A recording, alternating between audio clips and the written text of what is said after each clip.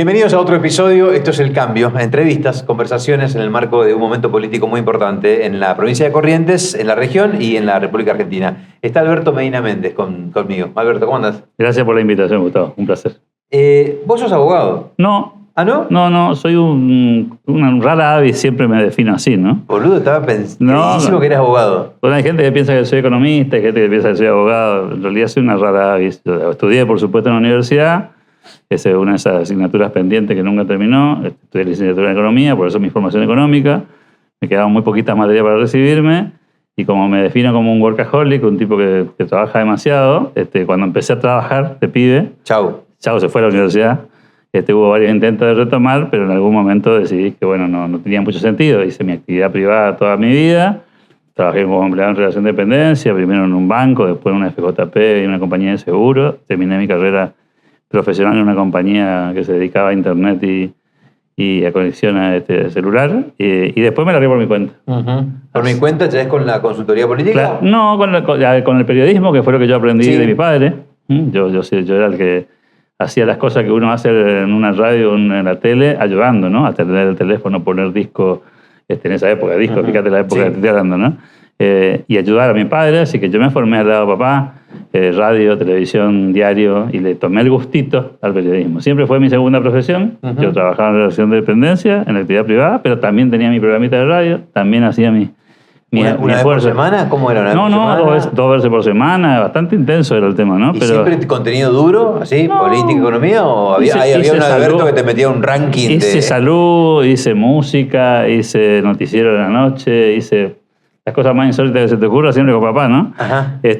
Y bueno, por esa vuelta a la vida, la única profesión que yo conocía, aparte de lo que hacía en la actividad privada, era mi pasión por la política, que tenía que ver con mi militancia universitaria, con mi formación ideológica.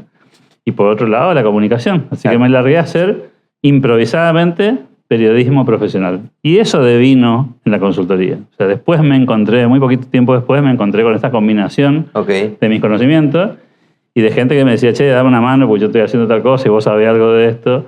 Y empecé a carretear tanto en la consultoría empresarial como en la consultoría política. ¿Pero hoy vivís de eso? Hoy vivo de las dos cosas. Te diría que más de la empresarial que de la política, pero... porque la disfruto además muchísimo. A mí me gusta mucho trabajar con empresas y obviamente es mi fuente de ingreso principal. Digamos, tengo una consultora, me dedico a hacer formación de mandos medios, trabajo mucho con empresas. Escuchá, y después te iba a preguntar qué encontraste vos en ese mundo, pero ¿qué crees que...? Porque en definitiva terminamos siendo, los que nos gusta también la consultoría o el asesoramiento, terminamos siendo una herramienta. Sin duda. ¿Qué... Definime la herramienta, Alberto Medina Méndez. ¿Qué tenés vos, digamos, o qué encuentran en vos? Eso, vos sabés, yo siempre pregunto eso, porque me parece que es una pregunta que muchas veces no nos hacemos en ninguna actividad, ¿no? O sea, ¿cuál es el valor? No el valor que yo percibo sobre mí mismo, sino el valor que el otro percibe. ¿Para qué le sirve? Y la mayoría de los clientes con los que trabajo siempre centran el comentario sobre dos o tres cosas. Uno es la formación amplia, abierta. Es decir, saber de economía, saber de política, saber de comunicación. No es muy habitual que se combinen todos esos factores en una sola persona. Y lo otro es el aporte del criterio, el sentido común. ¿Perfecto? Sí, de qué hacer, qué no hacer, cómo hacer, cuándo hacer. Porque no es fácil, porque ahí no hay manual, digamos, esto es artístico, si se quiere, ¿no? O sea, no es que vos sacás un libro y decís... no es artesanal. No es un tutorial. Te puedo decir cómo arreglo una canilla y saco el tutorial, miro en YouTube y me fijo cómo se arregla la canilla. O el ChatGPT me dice cómo se hace. Esto es muy artístico, si se quiere, es muy caso por caso. Porque lo que estás haciendo es intervenir sobre relaciones. Sí, sobre realidades que vos conocés. Porque obviamente me mandás a hacer a mí a Alaska consultoría política y me va a costar mucho más porque no conozco los jugadores, los actores, la historia, etc. Sin embargo, acá en Corrientes, sin embargo, le han pagado fortuna a consultores que venían con acá te traigo la solución y clavaban guampa. El prejuicio clásico, te diría yo, de todos lados, ¿no? Porque nos pasa a nosotros también, ¿viste? Te vas al interior y te dicen, no, viene de Corrientes, ¿sí? Sí, viene que venga Corrientes no significa nada, digamos, ¿sí? Si el tipo está, no quiero nombrar ninguna ciudad para no ser peyorativo, pero está en una ciudad pequeña de Corrientes. Y venir de Corrientes no significa absolutamente nada, sino conocer el territorio, sino conocer los actores, sino conocer la idiosincrasia local, y te va a costar muchísimo, como le cuesta a la gente que viene de afuera. Yo igual valoro mucho las especificidades. Es decir, cuando vos tenés... Yo sé qué hago y qué no hago, ¿sí? Entonces vos me decís, mirá, vamos a hacer lectura de opinión pública sobre redes sociales. Bueno, eso es una cosa muy finita, ¿sí? Y ahí probablemente los tipos que están en otra categoría de juego y que hacen eso sepan muchísimo más que nosotros, ¿sí? Y te pueden aportar muchas herramientas, aunque no sean de acá, ¿sí? La lectura de eso, no, la lectura de eso capaz que no la pueden hacer, ¿sí? Capaz que la información y la construcción de la información sí, capaz que la lectura no. Me pasa en muchos ámbitos de la consultoría política esto, ¿no? Qué sé yo, tipos que son expertos en diseño de discurso, por ejemplo. Bárbaro, yo hago mi parte, pero hay tipos que tienen una metodología y una forma y un formato de construcción de storytelling y de narrativas que nada que envidiarle, ¿sí? Claro, le falta el aterrizaje local, pero te hacen su aporte, digamos, ¿no? El manejo de redes sociales. Hay muchas temáticas que requieren algún nivel de especialización y a veces los que están afuera tienen, si se quieren, más background para eso. Lo que no conocen nunca es el territorio y entonces ahí chocan con las cuestiones de idiosincrasia. Y en los consultores, a vos te ha pasado, suele pasar que uno se quiere meter en cosas que no maneja, ¿sí? Porque quiere hacer una cosa integral y eso ya no es más cierto. O sea, vos hasta en una pequeña obra de construcción en tu casa necesitas de la combinación de especialistas. El que hace la electricidad, el que hace la parte del agua, el que hace los revestimientos, el que hace el techo. Igual hay un arquitecto. Hay un director, ¿no? Claro, un director de obra que tiene ese conocimiento abierto, pero para coordinar, no para hacer. Pues sería el director. Intento ser estratega. Por eso yo descubrí esta palabrita que me define mejor, que es la consultoría estratégica. Porque básicamente lo que hago es ayudar a construir el diseño de la estrategia. Después hay cuestiones de implementación que requieren de expertos, que yo no lo soy, digamos, ¿no? Entonces, ahí, digamos, recomiendo a aquellos actores con los que trabajo y obviamente ahí hay jugadores muy interesantes, ¿no? El que tiene poco tiempo sos vos, entonces, no, pará, porque digo, quiero hacer 1000 preguntas, pero bueno, trato de... Primero, ¿ya te respondiste la pregunta de por qué o a qué vota la gente o qué vota la gente? Siempre es una combinación. Yo siempre lo defino como una mezcla entre lo que se ofrece y lo que el mercado tiene. Entonces vos te puedes tener una muy buena oferta, pero si hay muy buenas ofertas, podés salir segundo, tercero, quinto, ¿no? Así de comerciales. Y así de comerciales. Así como las decisiones voluntarias de la gente en otros ámbitos. O sea, si vos tenés que jugar al tenis, a mí me gusta mucho ese deporte, vos vas a ganar el campeonato según qué. Y según te entrenes, según estés preparado, según juegues bien y según quiénes son los rivales. Si me pones todos rivales que están por debajo mío, puedo ganar campeonato jugando mal. Y también puedo hacer un campeonato horrible si del otro lado me tocan Federer, Nadal y Djokovic. O sea, es contextual siempre. ¿Entendés? Entonces, siempre una combinación de factores. Es lo que tenés vos para ofrecer en un momento determinado, en un contexto determinado, frente a lo que los otros ofrecen. Y no se podría analizarlo en términos absolutos, siempre en términos relativos. Claro, porque siempre, cuando se habla de peceras, viste que se habla mucho de en qué pecera va a pescar. Depende. Eso es así, ¿no? Es así, pero ¿Qué siempre depende. ¿Qué son las peceras? Son como... Son tu voto más afín, pero tu voto más afín se puede diluir si aparece otra cosa parecida a esa, digamos. ¿Qué sé yo? Pasó en la famosa elección del 23. El voto antiperonista o antikirchnerista de una descripción sociológica en Argentina, ¿sí? Ese voto es un voto mayoritario, tiene más del 50%. Ahora, si en la oferta hay una sola alternativa, vos elegís esa y esa alternativa saca 60 puntos. A ver, pasó corriente. 70 y pico por ciento. ¿Sí? Ok, buenísimo. ¿Sí? Ahora, ¿eso es producto de que tu oferta es extraordinaria o es que no había más oferta? Ahora, pasó en el 23, te decía, había 2 ofertas de volumen en la elección del 23 para no votar al kirchnerismo. Claro. Una era Juntos por el Cambio y la otra era Javier Milei. Bueno, la gente en la primera instancia, gracias a que tenemos un sistema electoral de doble vuelta, eligió por muy poca diferencia, 30 a 26, si te acordás de la elección general del 22 de octubre,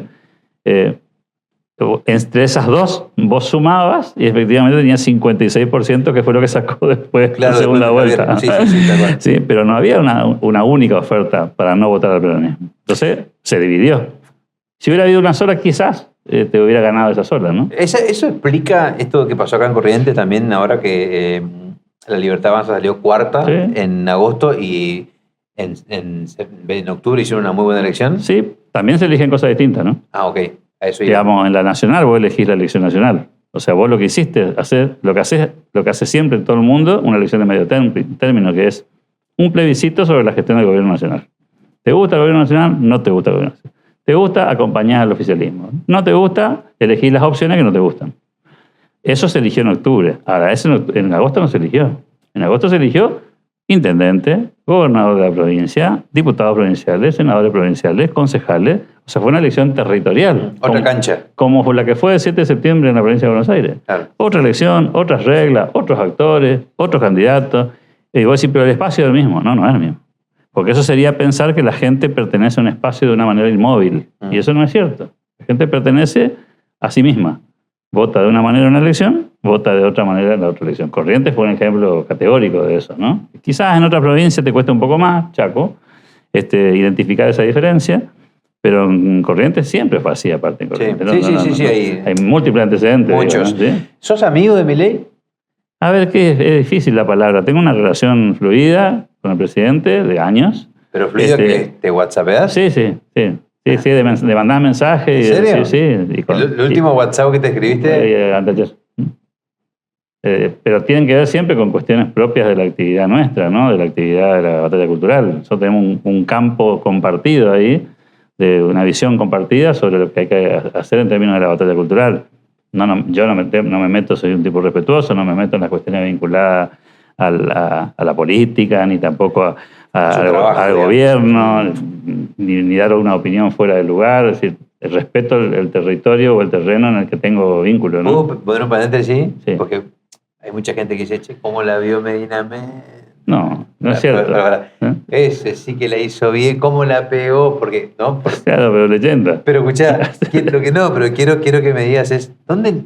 No me hables del Milei presidente. Sí. ¿No? ¿Dónde nace la relación? En el 2014, a través de un amigo en común, Rodolfo Distel, que es un editor de libros, que es una persona que lo conoce un poco tiempo, algo de tiempo anterior a esa reunión que tuvo conmigo, cuando el presidente, una anécdota que contó en Estados Unidos, inclusive el mismo Javier Milei, se acerca a una librería para empezar a comprar libros sobre escuela austríaca. Él estaba en un proceso, que dicho sea de paso, lo contó en Corrientes, evolucionando dentro de las ideas liberales, pasando del monetarismo de Milton Friedman, la escuela de Chicago, a la escuela austríaca. Y empieza a descubrir los autores de la escuela austríaca. Entonces le recomiendan una librería en Buenos Aires, que es la de Rodolfo, en la que se consiguen ese tipo de libros. Él va a la librería, empieza a buscar ese tipo de material, Rodolfo lo asesora, le dice, sí, esto es interesante, esto otro, pegan onda. De hecho, la anécdota famosa es que Javier quería llevarse un montón de libros y no le alcanzaba la plata. Y entonces Rodolfo le dice, llevarlo más y después arreglamos. Y él le dice, no, déjamelo reservado, llevo esto ahora y la semana que viene vengo con la diferencia de la plata y me llevo el resto, digamos, ¿no? La famosa anécdota que la contó afuera.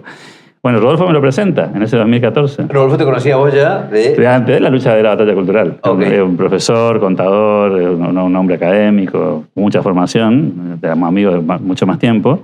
Y me dice, yo estaba en Buenos Aires, me llama por teléfono y me dice, ¿andás cerca de tal lugar? Sí, acá estoy con un amigo, te lo quiero presentar. Y yo, bueno, yo estaba cerca, efectivamente fui. Rodolfo siempre te presenta gente interesante, dicho sea de paso.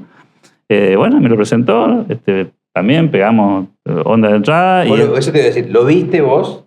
No el Milei presidente. No, era el economista y era el economista no mediático todavía. Claro. Estamos hablando del pre... Con sus particularidades. Con sus excentricidades. Exacto. Sí. ¿Vos lo viste y qué dijiste? No, es un tipo apasionado por lo que hace. Digamos, aparte, nosotros recién arrancábamos, te imaginas que él vino al primer Congreso de Economía Regional del Club de la Libertad. Nosotros no habíamos hecho ninguno. No teníamos ningún antecedente. O sea, éramos como una marca nueva. ¿Sí? Entonces lo invitamos. Y él nos dijo, sí, voy. Que ya para nosotros era que alguien quiera venir a Corrientes a hablar de estas cosas. Ya era, aunque sea una persona desconocida, pero ya era una economista. Era un chino, era para nosotros. Es una cosa inentendible. Y bueno, él aceptó. De hecho, ofreció una segunda conferencia. Dio 2 conferencias en ese congreso. Por eso él siempre muy agradecido, porque él dice, me convocaron cuando nadie me convocaba. Bueno, es así. Y así fue en realidad, ¿no? Después, bueno, vino un montón de otras veces a Corrientes. Vino, de hecho, este es el congreso número 12 y él vino a 6. O sea, de los 12 congresos que hizo el club, vino en 6 oportunidades estuvo disertando en ese evento. Después presentó el libro en Corrientes también, fuimos juntos a Posada, hicimos charlas en Resistencia. Me tocó a mí una charla con él en Buenos Aires cuando todavía no era tan conocido él. Los primeros pasos, le editamos nosotros 2 libros con el Club de la Libertad al presidente, otra vez cuando todavía no era tan taquillero. Y siempre perdón, porque ustedes pusieron la plata para... No, lo que hicimos fue la impresión de los libros, ¿no? El autor, ¿sí? Y nosotros financiamos la primera tirada, gracias al Grupo Unión también, a la editorial que nos invitó a hacerlo, ¿no? Y al presidente que aceptó que un sello como el Club de la Libertad, que una fundación del interior, patrocinara su libro, digamos, ¿no? Voy más atrás. ¿Y qué? Es una pregunta compuesta, pero tienen que ver. ¿Qué es el Club de la Libertad y cómo Alberto Peña Méndez desemboca ahí en ese pensamiento? Buenísima tu pregunta. Yo hice militancia universitaria en los 80, cuando volvió la democracia, en una agrupación universitaria que se llamaba UPAU, Unión para la Apertura Universitaria, en la Facultad de Ciencia Económica donde yo estudiaba. Hice carrera ahí, junto a grandes amigos que todavía andan por ahí dando vuelta. Hice la carrera universitaria lógica hasta el final de la carrera, como te decía, sin concluir, pero hice toda la carrera política también ahí. Fui candidato a presidente del centro estudiante, a consejero académico, fui miembro de la Mesa Nacional de UPAU 2 veces consecutivas y fui presidente de UPAU Nordeste. O sea, llegué al máximo lugar que podía con las 12 facultades que tenía en esa época la Universidad Nacional del Nordeste, liderando la agrupación política. Salí de ahí y hice lo lógico, meterme en un partido político, ¿sí? Y ahí duré muy poco. ¿Qué partido era? Partido Liberal. Porque me desilusioné un poco de la política partidaria. En la universidad vos haces todo a pulmón, te esforzás, pegás los carteles, escribís la plataforma. Viene lo otro. En lo otro no me sentía cómodo. Entonces ahí di un paso al costado, en buenos términos. Dije, no, esto no es lo mío, me voy a dedicar nomás a trabajar, formar familia. Crecí haciendo mis cosas, trabajando en relación de dependencia en la actividad privada toda la vida. Pero siempre estaba el bichito de la política dando vuelta, ¿no? Entonces me contuve todo lo que pude y en el 2001 hice un segundo intento, ¿sí? Me eché la culpa del fracaso del sistema, porque dije yo me tengo que involucrar, porque la gente se tiene que meter y qué sé yo. Hicimos en un segundo intento, otra vez fracasó el intento, nuevamente, por las mismas razones que unos cuantos años antes, ¿no? Y cuando salí de ese proceso partidario de nuevo, dije, no me puedo quedar a brazo cruzado, tengo que hacer algo. Caprichoso, ¿no? Sí, convencido de mis ideas, básicamente. Y descubrí el mundo de la batalla cultural. Dije, hay un autor marxista que es Antonio Gramsci, que dice, bueno, que se gana en la política una vez que se transforma la cultura. Y si la cultura no se transforma, no se cambia. Sí, claro. Él, dicho desde el marxismo, ¿no? Nosotros entendimos, los liberales, hace mucho tiempo que tenía razón, un opositor, un adversario natural ideológico, y empezamos a trabajar la batalla cultural. ¿Sí? ¿Cómo se hace eso? En organizaciones de la sociedad civil, fundaciones, think tanks, centros de estudio. Eso es el Club de la Libertad. Y así nació, nos juntamos con un grupo de amigos, primero informalmente, y en el 2014 nos presentamos en sociedad. Habíamos empezado a trabajar un poquito antes, un par de años antes, ¿sí? Quizá un poquito más, capaz de principio del 2011. Y empezamos a trabajar informalmente, nos juntábamos a tomar un café, a renegar, a estar enojados con lo que estaba pasando, sí. Y en el 2014 dimos a la luz como fundación y le dimos un marco institucional al trabajo que queríamos hacer. Hay un poco de... A ver, entendeme la consulta, ¿eh? Sí, hay un poco de ninguneo o menosprecio a la gente que se quiere juntar a pensar, sí. Sin estar en un lugar político. Sí. Hay un desprecio hacia eso. Y hay un disvalor, sí, el famoso, a nosotros nos atacan por eso. Los políticos de café, los que hacen reuniones con masitas. Están solucionando el mundo. Sí, no resuelven nada. Nosotros no creemos eso. Nosotros estamos convencidos que las transformaciones que se dieron en el mundo, y te puedo dar ejemplo con nombre y apellido, se dieron en el mundo de las ideas. La revolución primero está en el mundo de las ideas, después está en los fácticos. En Argentina es un buen caso. No existe la Constitución de 1853 sin Alberdi. Y Alberdi no fue un dirigente político. Es más, no fue presidente. Es más, al final de su vida fue diputado, pero ya muy avanzado en años, ¿no? Como un pensador, un intelectual. Él era la generación del 37, junto a Sarmiento. Y otros personajes, Esteban Echeverría y compañía, que tampoco fue político, ¿no? Y ellos cambiaron. Te lo voy a hacer más sofisticada todavía. La revolución marxista de Rusia contra los zares también era un grupo de intelectuales. No eran un grupo de políticos. Después se convirtieron algunos de ellos, Stalin, Lenin, en cabecera de playa de eso, ¿no? Y hasta te lo puedo llevar al terreno religioso, ¿no? El cisma del cristianismo, cuando empieza Jesús con los apóstoles, ¿qué son los apóstoles? O sea, no son dirigentes. No. Son gente común, digamos. Con ideas. Sí. Y construyeron una iglesia que cambió la historia de la humanidad. ¿Sí? Digo, No hay ahí de abajo para arriba. O sea, sí, sin ese grupo de intelectuales no existe. No hay ninguna transformación en el mundo que se haya producido si no hay un grupo de intelectuales detrás. Ok, vuelvo a esto, me encantó la explicación. Ahora vuelvo a esto de, ¿te acordás que lo que decía la tesis, la antítesis, la síntesis, yendo un poco también a la analogía marxista, pero da la impresión que es un país, Argentina, al que nos cuesta mucho encontrar la síntesis, ¿no? Siempre hay una polarización. Sí, y se le da mucho disvalor a la intelectual, entonces se pierde el foco de la atención, se cree que con cosas mágicas. De hecho, fíjate que la política suele repetir una frase medio complicada que dice, no importa la teoría. ¿No importa nada? La teoría. Okay. Hay que ser pragmático. ¿Sí? Que es una forma de despreciar a la teoría. ¿Sí? Y en realidad, todo lo que hacemos, lo que estamos haciendo acá contigo, está basado en teorías. ¿Sí? Desde cómo funciona el micrófono. O sea, hay alguien que pensó estas cosas. Primero el concepto. Y después se hace, después se implementa, ¿no es cierto? Entonces me parece que ahí quizá es una manera de despreciar la cuestión intelectual. A algunos pues no les gusta, pues no les gusta ni filosofar, ni pensar, ni las abstracciones. Y otros porque creen que lo importante es hacer. Y en realidad, y fíjate, el presidente es un buen ejemplo de eso, ¿no? Él viene de la batalla cultural. Y un día da vuelta a la bisagra y dice, no alcanza con esto. Es la otra cara de la moneda. ¿Sí? Siempre detrás de un cambio hay una idea base. Y después se implementa, bien, mal, ¿no? Igual Miguel Milei tiene su costado pragmático también, ¿eh? No tenga duda, pero tiene la ventaja que pocos tuvieron en la historia argentina de tener las dos cosas. O sea, él tiene un soporte intelectual, una claridad conceptual de lo que quiere, y después le toca hacer lo que puede, ¿no? A veces no puede hacer todo lo que quiere, pero nadie le va a negar que él tiene soporte intelectual atrás que otros quizás no lo tuvieron, digamos, quizás eran solamente praxis, claro. ¿sí? Sin teoría. Y así está Argentina, con un montón de errores en los que hemos caído por no tener un concepto, por ir. Y vamos yendo y vamos a ver cómo sale. Y vos decís, ¿por qué estamos tan mal? Y porque nunca tuvimos un plan, nunca tuvimos un rumbo, digamos. Sí, vamos de banquina en banquina, ¿no? Te aprovecho los últimos 5 minutos. ¿Cómo le va a ir a Corrientes? Está comenzando ahora una nueva gestión. Juan Pablo Valdés, hermano de Gustavo, etcétera, todo lo que ya sabes.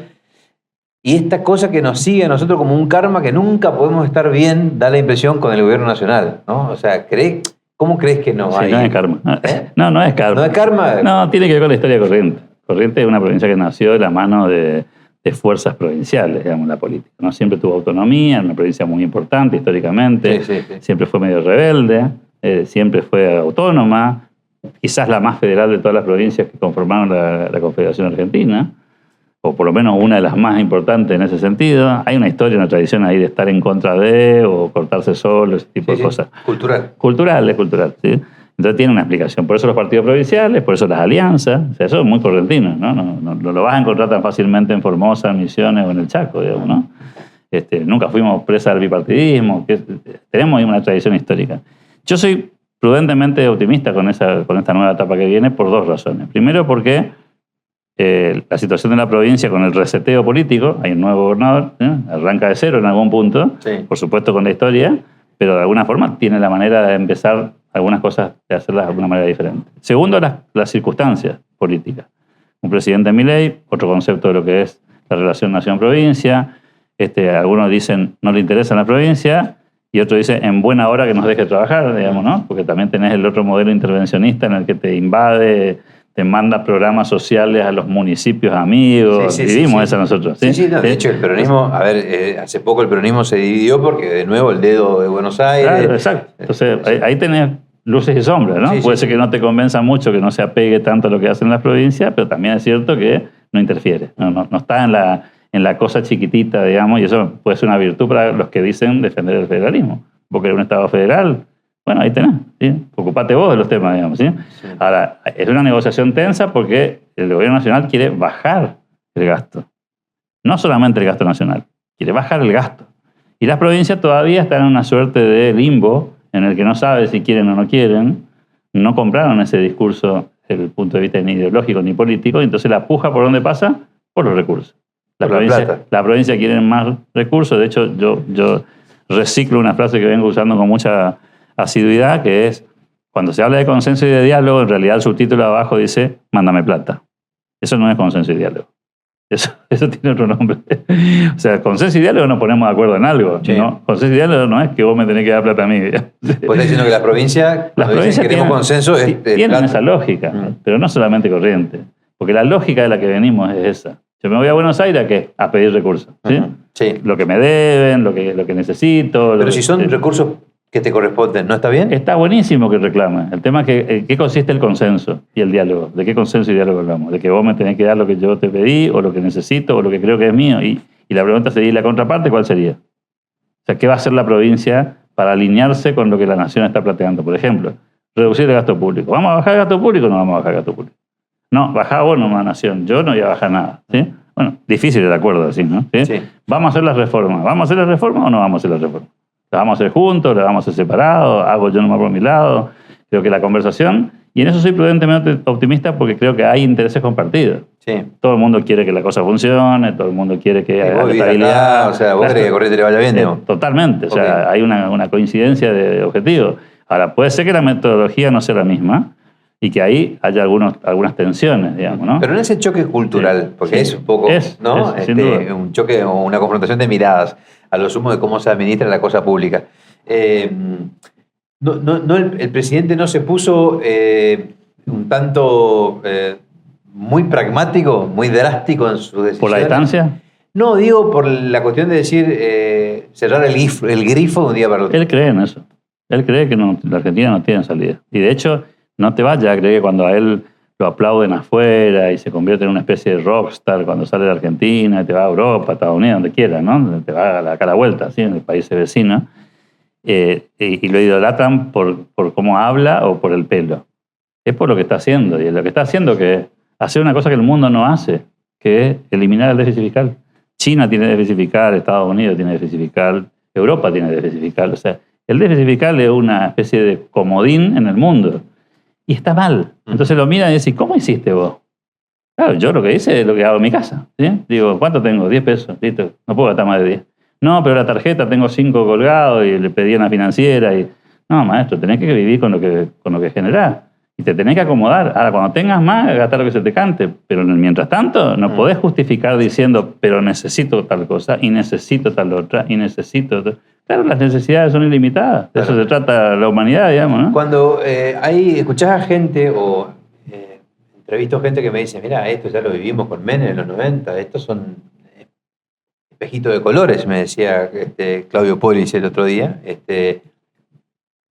Esto no está bien bajo la inflación, está bien, la macro se ordenó un poco, pero no estamos bien. Son percepciones. Yo no creo que esto se parezca a lo de Menem ni por las tapas, por muchas razones. Porque, dame dos. No había equilibrio fiscal. Argentina se endeudó. Primero vendió la joya a la abuela. ¿Te acuerdas? Toda la privatización. Se financió con eso. Como si vos vendieras los muebles de tu casa. Sí. Ah, me alcanza la plata. No te alcanza la plata, vendiste los muebles. ¿Sí? ¿Y qué hace cuando te consuman la plata de los muebles? Te endeudaste. Argentina se endeudó. Argentina ni se está endeudando, ni vendió una sola empresa todavía. Tiene aprobación de privatizaciones en la mano, pero ya tiene superávit fiscal. O sea, hoy Argentina tiene equilibrio fiscal sin endeudarse, y sin defoltear, y sin confiscar, y sin vender la joya a la abuela. Entonces, no es ni por cerca. Aquello era convertibilidad, esto no es convertibilidad. O sea, hay un montón de razones que hacen que esto sea absolutamente diferente. Y por eso el mundo está mirando con tanto entusiasmo, no es casualidad. Y yo creo que ahí hay un error, ahí hay un fenómeno argentino. A nosotros siempre nos fue mal. ¿Sí? Nos fue bien un ratito y después nos fue mal. Nos fue bien un ratito y después nos fue mal. En los 90 nos fue bien un ratito. Claro, la inflación cero no es un tema que podamos decir que fue un fracaso, digamos, ¿no? O después vinieron 6 años de recesión, ¿sí? Hubo desocupación, eso lo conocemos, ¿sí? Ahora, pronosticar que va a pasar eso, ¿en base a qué? ¿Cuál es el argumento, digamos, ¿sí? Entonces, se privatizaron empresas entregándole con un moño atado a los monopolios estatales a los monopolios privados. La línea telefónica, el gas, la energía, etc. Ese no es el modelo privatizador de Milei. Al contrario. Cuando vos, mucha gente capaz que no sabe, pero vos lo conocés a Milei y lo explicaste mucho antes de ser presidente y vino de 12 reuniones que hicieron con el Club de la Libertad, vino 6. Ahora, te ganaste, no digo enemigos, pero te ganaste gente que te dejó de saludar o que te empezó a tratar de otra forma por tu relación con el presidente. Porque pará. Sí, universidades, Garrahan, obra pública, digamos. Y bueno, debe haber alguno. ¿Sí? Muchos que pensamos que el presidente se equivoca en algunas